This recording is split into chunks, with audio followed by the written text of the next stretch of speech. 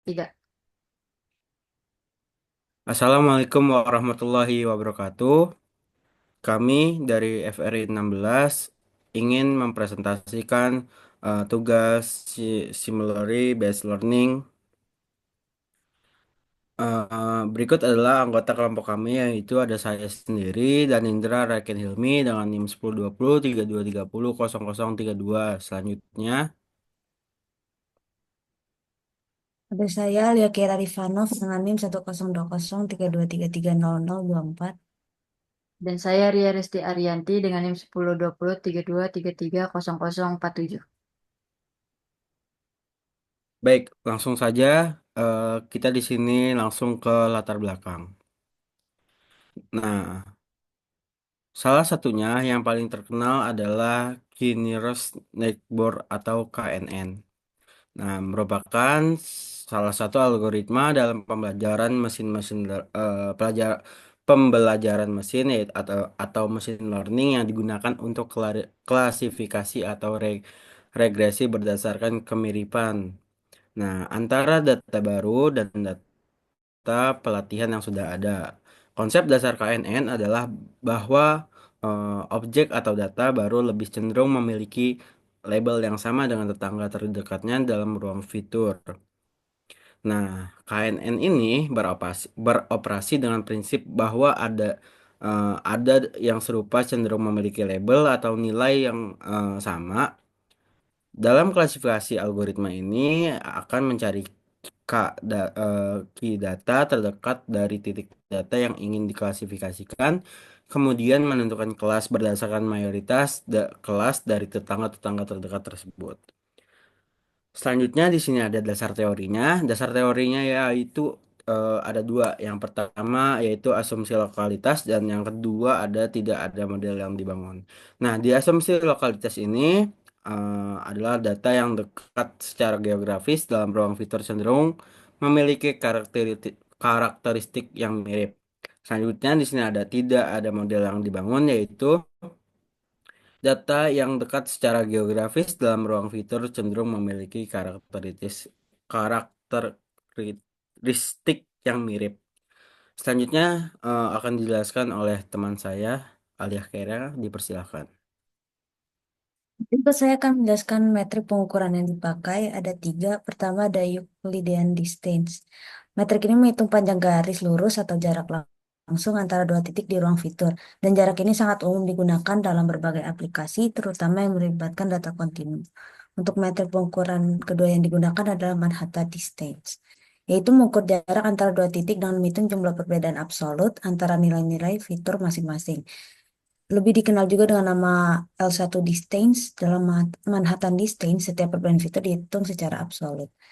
Dan yang ketiga adalah Minkowski distance, metode pengukuran jarak yang lebih umum dan fleksibel dalam ruang fitur. Ini adalah generalisasi dari dua metrik jarak yang lebih terkenal, yaitu Euclidean distance dan Manhattan distance.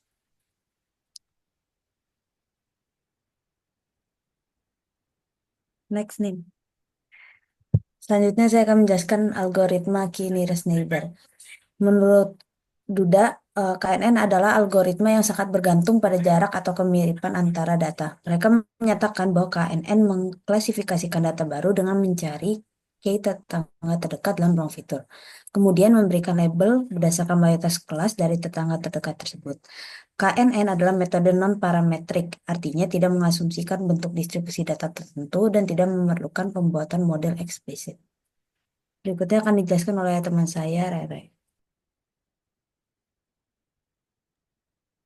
Baik, selanjutnya ada langkah-langkah dalam penerapan algoritma di KNN. Yang pertama itu menentukan jumlah K. Jadi di dalam menentukan jumlah K itu pilih nilai K yang yaitu merupakan jumlah tetangga yang terdekat yang akan dipertimbangkan dalam membuat prediksi. Terus juga ada menentukan metode pengukuran jarak, di mana ini adalah menentukan metode untuk mengukur jarak antara data.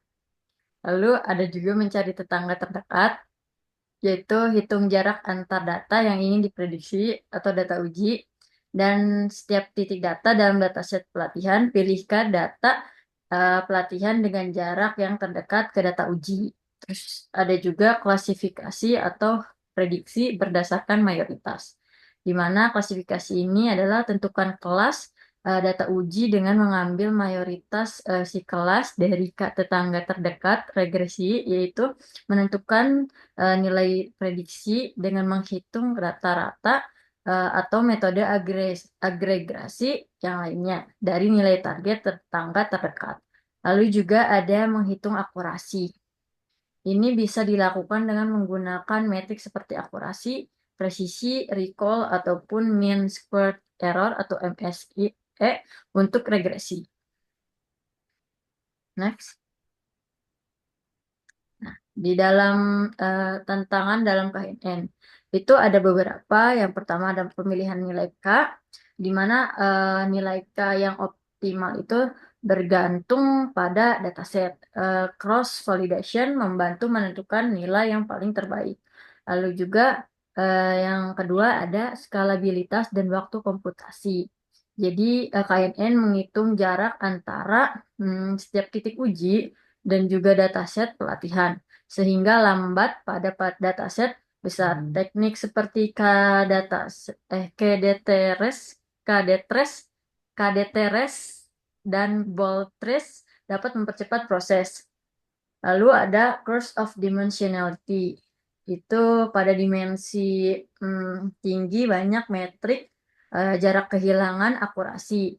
Redukasi dimensi seperti PCA dapat membantu. Lalu juga ada sensitivitas terhadap skala fitur, di mana perbedaan skala fitur mempengaruhi perhitungan jarak dan dapat menyebabkan distorsi dalam klasifikasi. Lalu ada pengaruh noise dan outlier, di mana KNN sensitif terhadap outlier dan noises. Menggunakan nilai K lebih besar atau teknik preprocessing dapat mengurangi dampaknya.